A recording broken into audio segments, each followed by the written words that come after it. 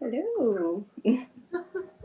Hello, everyone. Thank you so much for joining me for Meet the Curator event series. This series is made possible by the Harold S. Seabrook Charitable Trust and the Kline Family Foundation. I'm Chaney Jewell, the curator of ASC, and today I'll be talking with artist Kimiara Johnson. Johnson is a mixed media artist who is a Pine Bluff native and a UAPB graduate. Johnson works with photography, acrylic, as well as found objects. Her works have been selected for Small Works on Paper traveling exhibitions in 2020 and 2021, and her work, NOLA Couture Gown, is now within ASC's permanent collection. So we're so happy to have you here. Thank you so much. So glad to be here.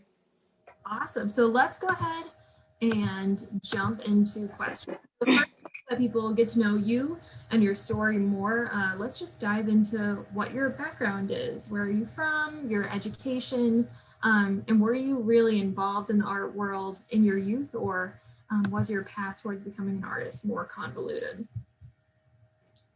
So starting off, my name is Kimiara Johnson. I'm from Pine Bluff, Arkansas, of course. I started off doing art probably around 3 years old. I used to like to draw, of course, dresses and gowns. So that was kind of something that stood out for me. And my grandmother, she used to kind of like help me, draw gowns and stuff. So my mom, she liked to make dolls, and that was a thing that I didn't see her do a lot, but I did see her do to the point where I wanted to do it too. So she helped me learn how to do that. From there, I basically just picked up painting just because it's just something that I was attracted to doing at an early age, and just grew onto that. My grandfather, he is actually an artist, but he's a part of the hearing and visually impaired community. So I've learned a lot from him on a different type of, I guess, art level, where it's hands-on type things. So it's kind of been in me that I like to do stuff, like pick up things on the way, and then I might make some art out of it. So kind of like what you said about found objects, that's kind of been my thing for a long time. Yeah, I was gonna say just the a range of artwork and the types of mediums that you work with is just absolutely amazing. Do you think you have a favorite? Oil painting is my favorite, like in adult life, but as far as like as a kid, I loved like acrylic painting. Acrylic painting was just like something that just stood out the most to me at the time. Yeah, definitely. Actually, this would be a great opportunity for us to show. Here we go. You can go ahead and show your acrylic works. So here's Swan's Winter Breeze. So how do you think of the titles? Because I loved the titles of your works. So this is kind of like, it's a story behind it, and it's kind of a cryptic story, but it's illusion painting. So you can flip it upside down and you can see different animals in the painting. But as you like see I guess the picture on the side, the lady's face on the side, it's like Mother Nature. So when the nature of, planet and everything changes up, you usually see animals migrate where, and then you see them go where. So this is kind of like a depiction of that, and you flip it over and you can see a swan. If you flip it the other way, you can see a bunny. And then on this way where the swan is, it's actually an opening where it's a big, supposed to be a ravine. I tried to draw like a ravine, but I ended up painting something deeper than that. So on the upside, downside, you see a bunny rabbit. So it's a lot of animals in there. Wow, that's absolutely amazing. And now I want to flip my laptop this way. All the animals. Yeah, my family, they like to argue about that one a lot. They like to depict all the animals out and try to figure out which one belongs where and stuff like that. So they definitely flip it upside down a lot. Then I thought it was interesting that with your next painting that we're looking at now, that this one is such bright color palette compared to your last painting that's really cool tones. So do you like experimenting with colors? I do. I love experimenting with colors. I'm going to expand on that later, but I do love to experiment with like different colors that I just feel like kind of like bring a different range of emotion out. And you may not see them together, but they clash together well. Yeah, definitely. I'm also interested in this painting in particular because it looks like there's layering going on. So were these multiple canvases? It's actually a 3D canvas, but I did put 2 on the side, but I usually like, it's a process that I have where I have to do one painting and then I might come back and, you know, do the other one and paint over the other one, stuff like that. But as far as that one, those are actually 3-part series, but that one went to the gallery. Well, no, the other one went to the gallery. That one was displayed somewhere else. Wonderful. Yeah, and we're going to talk a lot more too about your art making process, so I'm excited. Oh, thank you. Okay, so diving a little bit more, so what was your educational background? Did you go to school for art? So I went to UAPB. I took art classes at UAPB, but I did not major in art. And before I wanted to do, you know, art or whatever, but I had to withdraw from school because I had a car accident. So I couldn't just, you know, come back and do that. So I ended up picking the field that I'm in now, which is human development and family studies. And it's amazing because I love it. It's very broad and you can bring art into that. So as far as there, after UAPB, I went to school at the University of California, Santa Barbara. I went to the museum school in Little Rock, and I went to the Arkansas Innovation Hub in Little Rock as well. Wonderful. I love all of them, by the way. It's so nice. So my next question, typically I ask, you know, how did you choose your medium of art?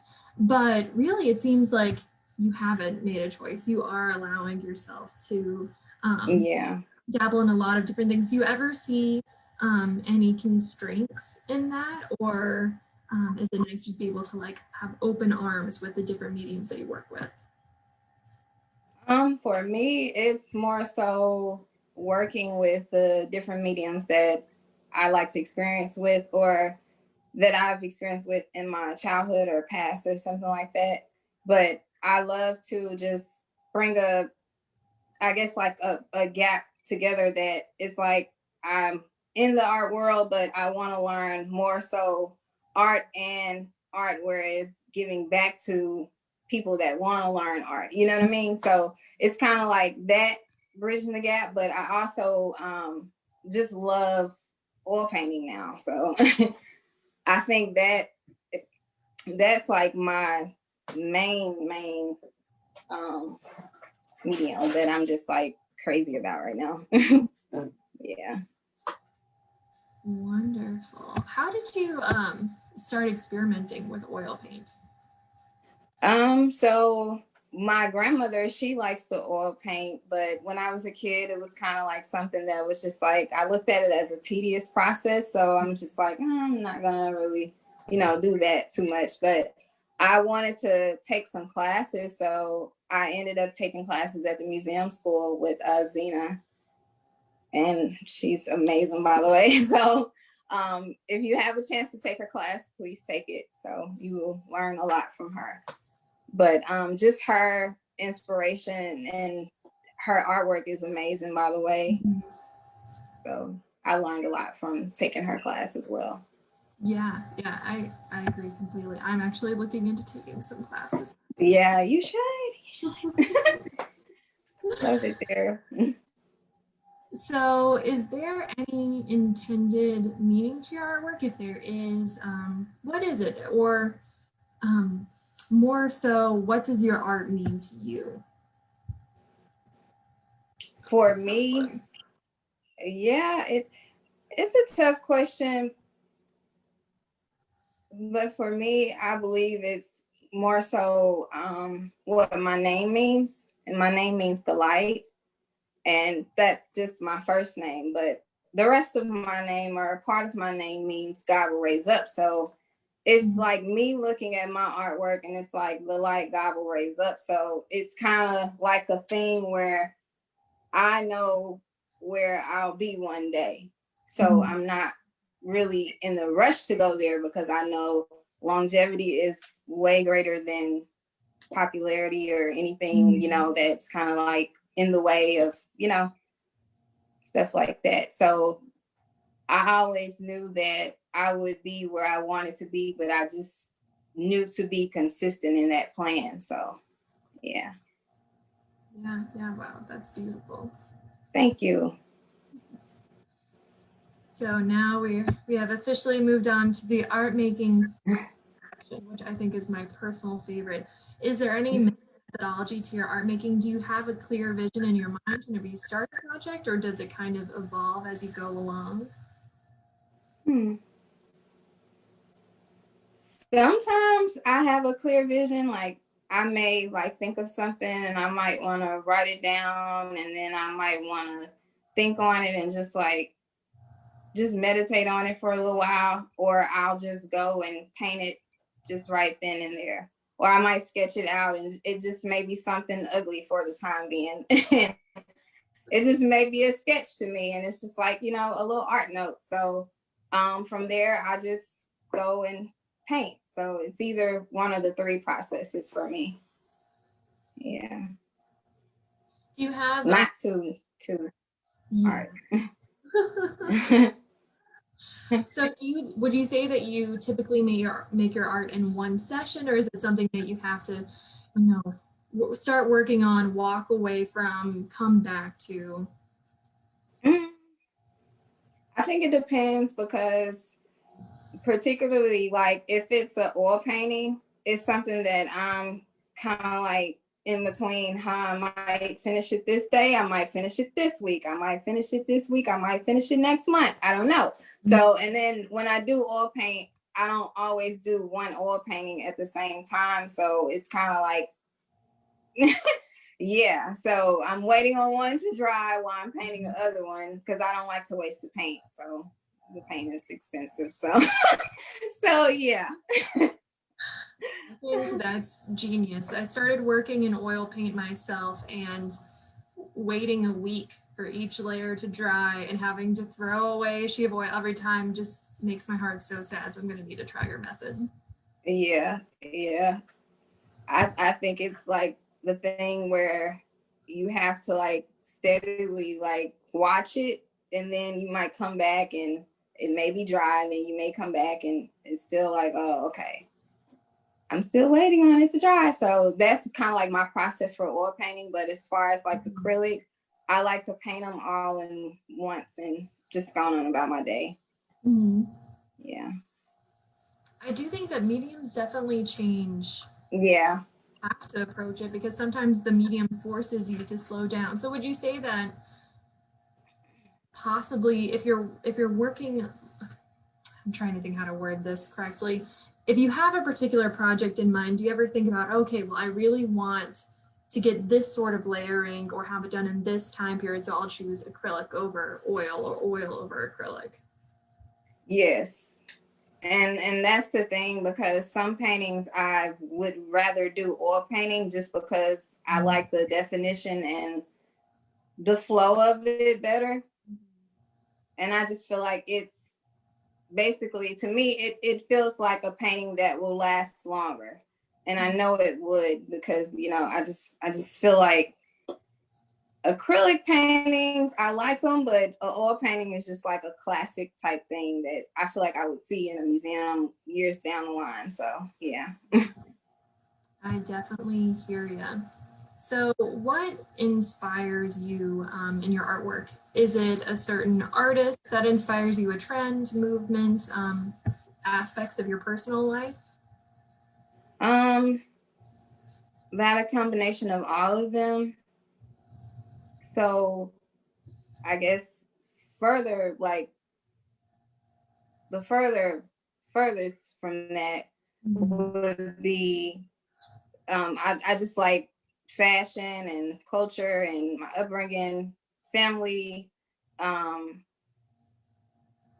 the things that they, did growing up, the art that they made.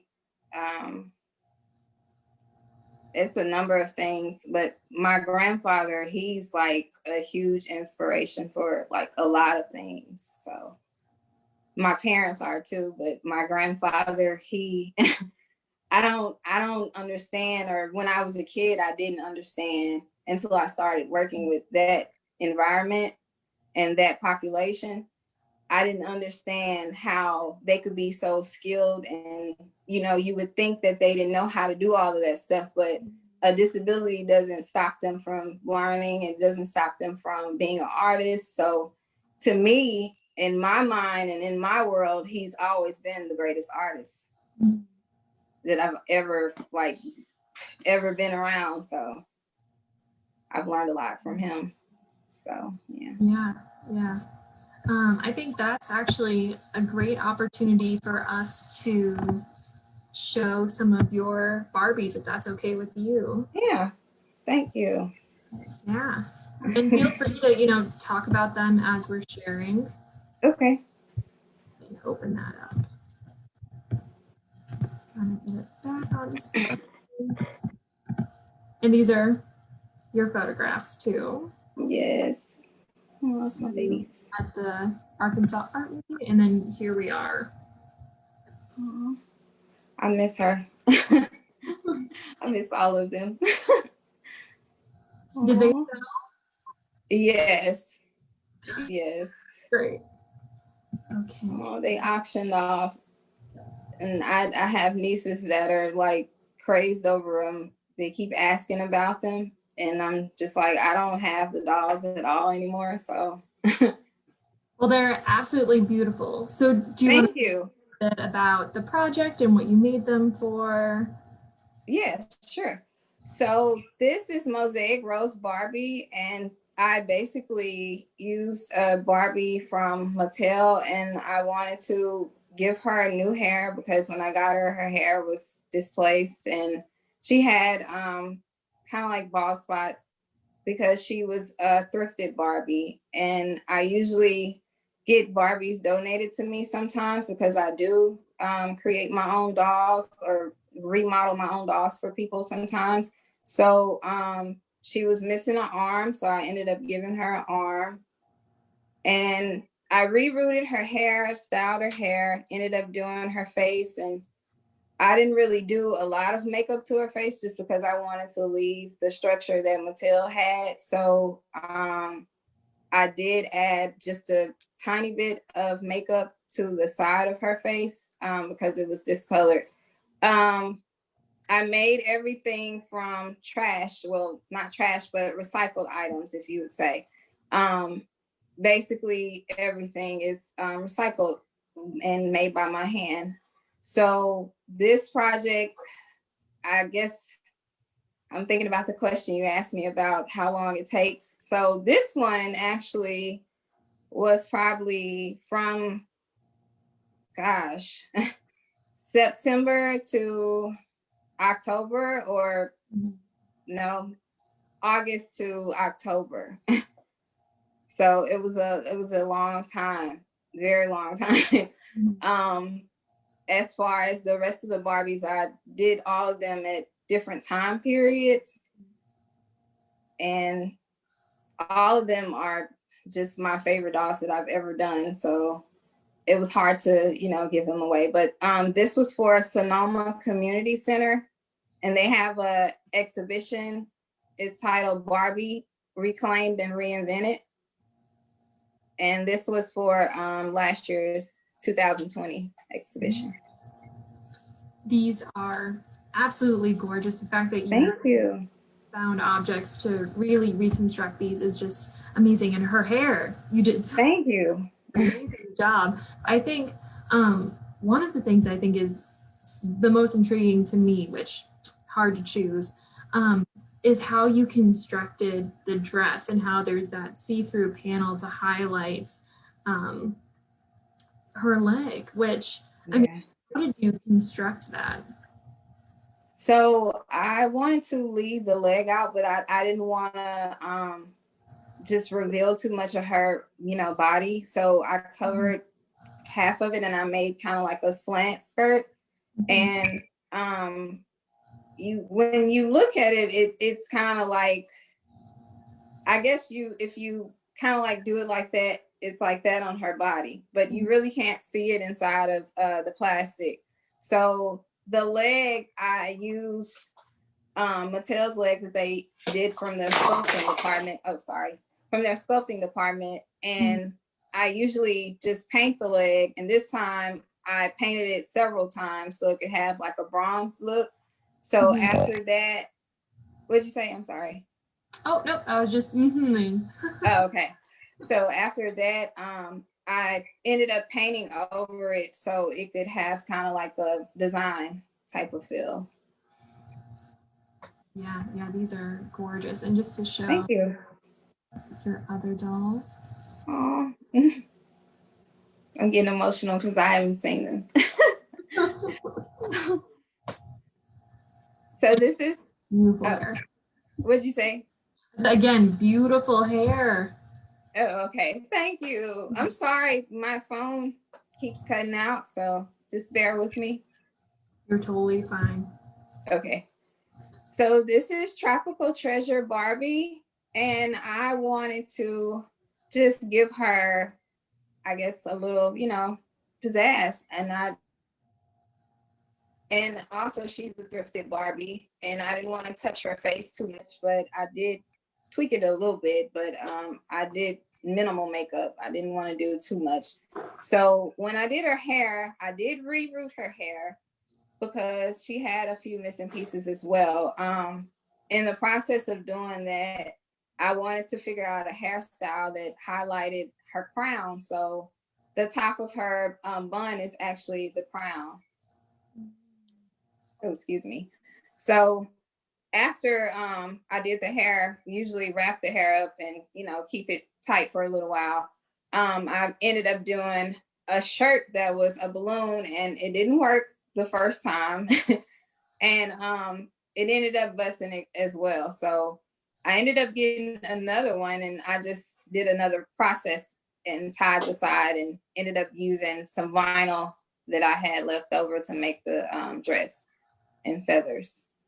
And the shoes are pipe cleaners. So everything is basically just random in random spots. I didn't realize that you used a balloon for the top because the ruffles on the side are so great. I would have never known. Oh, thank you. Thank you. Okay, and lastly, Jewell Barbie. Which this one is gorgeous. Oh, thank you. Thank you. So Jewell Barbie is basically just I don't like to pick favorites, but she really is like my favorite doll. Like so the thing with her is just it's kind of sentimental because I used to be on a walker. So I didn't want to not highlight the wheelchair. So I included the wheelchair because I've actually got her from Walmart, and she was, I guess, like a Barbie that somebody returned and they didn't want. And I don't know, it was kind of a thing where her limbs weren't moving. So I had to fix her limbs. So that was a tedious process. So after doing that, I just said, okay, I'm gonna work with this doll and I'm gonna use her wheelchair. Because at first I was just gonna use the wheelchair. So after I did the doll's hair, I ended up, doing the crown, and just attaching the crown and doing the dress, and everything just went smoothly after that. And then I did the wheelchair, and everything, of course, is handmade. And I painted the wheelchair because Mattel's wheelchair is actually blue and black, I believe. That one was blue and black. Yeah, these are just really gorgeous. And do you find that these dolls personally connected to you more too, because you did have dolls with a wheelchair, and then the other doll does have, did you intend on it to appear as an amputated leg? Yeah, she has a prosthetic leg. You can take it off and you can put it back on. And I actually found out that you could take it off and put it back on when I finally, got her. I didn't know that you could do that before I didn't have her. So I thought that was pretty cool. Yeah, that is super duper neat. And I think that a lot of the disabled community, there isn't a lot of representation. So having more, yeah, the fact that you made it fabulous is amazing. Yeah, I usually teach the wheelchair class, like how to design it online too. So if anyone's interested, let me know. Yeah, that's wonderful. And the Barbies teach classes online for them too. So how to design and reroot hair as well. So we were talking a little bit about representation and how your dolls really did add to that representation. How do you hope your art impacts viewers, the community, or just general society? Do you hope that people feel represented whenever they see your artwork? Yes, I do. I really do. I want them to, kind of like what I said about my name, I want them to feel like the light. And when they look at my artwork, I want them to just see the light and see colors and shapes and the range of emotions that they feel. And maybe something comes out of that. Maybe they feel something connected close to a color or close to a shape. It may be something that just stands out or reminds them of, past times, or just something that is really close to home. So that's what I hope that they get out of my artwork. Okay. How have you seen your art or art practice change since you started? Which, I mean, you started whenever you were 3, so I'm sure there's been a lot of growth.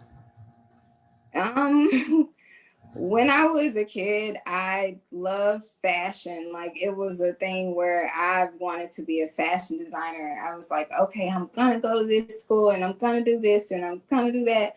But it was also a thing where I loved art. So it was a clash where I loved to create, but I was also like a person that I wanted to be a maker too. So it was a curator, maker. So it was like a thing where either I'm like doing both together. So it kind of like shapes me in the form where I give back to the people that learn, certain things from me, because I also learn from them. So it's both, interchangeable for me. Yeah. So you do feel like you can do both versus in the past you had to be forced into that one box. Yeah. Definitely. Okay. So that leads into, what would you tell someone who's interested in becoming an artist, or maybe this is a hobby that they want to really become an artist and dedicate more of their time or learn new art practices?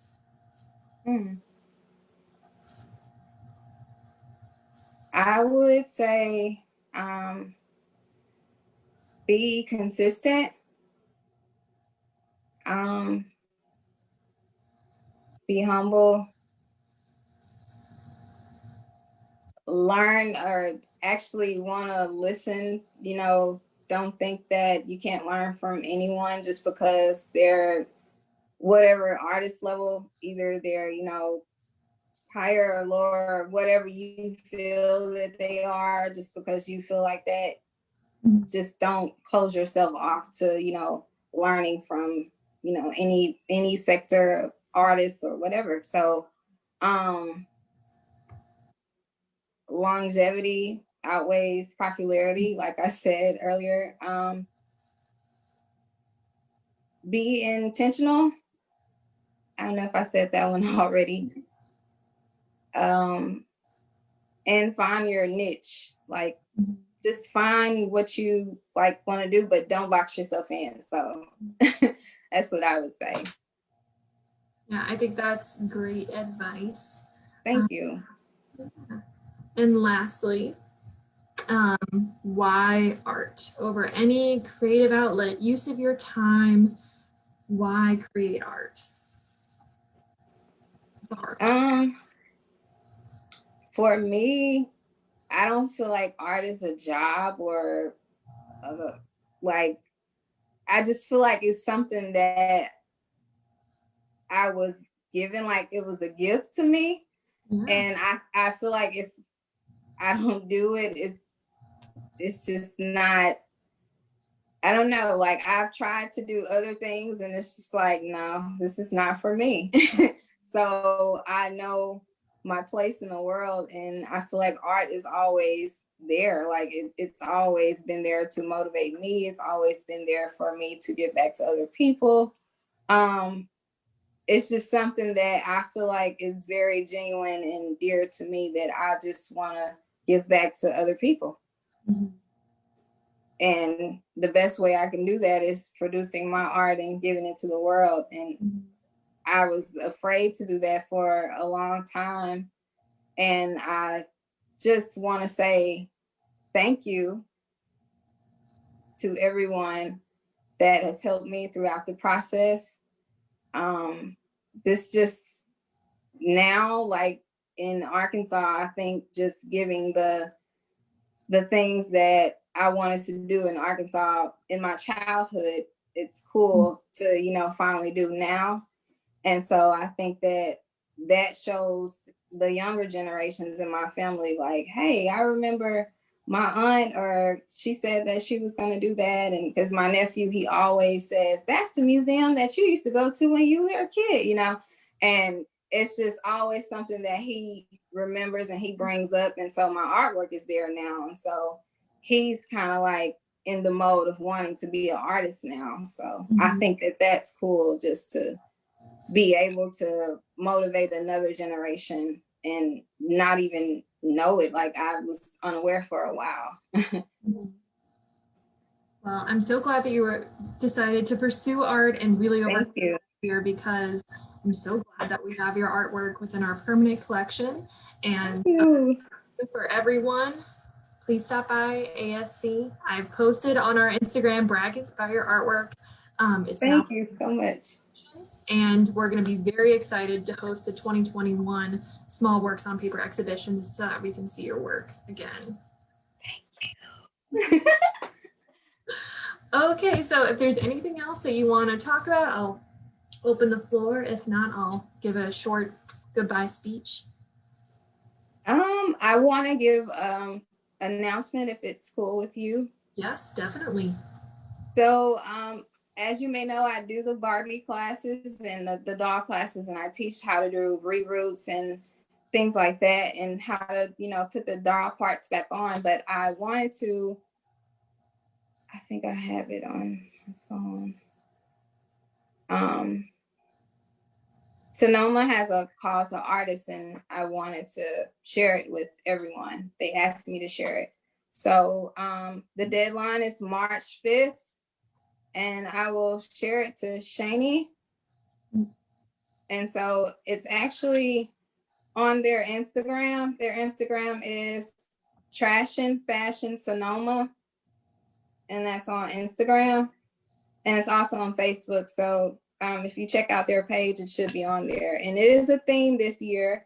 But if you don't have a Barbie for a theme, you can just do a random Barbie. But the theme is Barbie's Heroes in Art. So I just want anyone that's interested from Arkansas, if you want to submit a Barbie, go ahead. They're looking for you. So please do. Everybody is welcome. think it's cool that, You're going to be participating. yeah, I am. You're going to need I'm to an send artist me pictures this of year. that so I can share it. What did you say? I'm sorry. You need to send me pictures when you're done with them so I can see them, because Oh yeah, I this definitely year's am. theme, What did you say? especially with this year's theme, it's going to be great. Oh yeah, it is. I can't wait to see all the dolls. Oh my gosh, I'm just so excited. So I'll definitely send you that. Awesome, thank you, and I'll be sure to share on our social media. Thank you so much for participating in our Meet the Curator Q&A conversations. And also, everyone viewing, this is not the last that you're going to be seeing Kimiara. You are also participating in our second Saturday Family Fun Day. Yes, I am. Saturday, February 13th. So tune in to learn more about what activity we'll be doing. Of course, we're going to be posting more details on Facebook and Instagram. And just to close up, thank you everyone who joined us for this live event or are watching the recording. Thank you. And thank you so much, Kimiara, for participating. I hope that everyone can walk away from this Q&A knowing more about you and your artwork. And then if you want to send me some links about the information for the dolls, I can post them. Sure. Awesome. Well, thank you so much. And I hope you all have. Thank you. Bye-bye. Bye. Thank you. Thank you.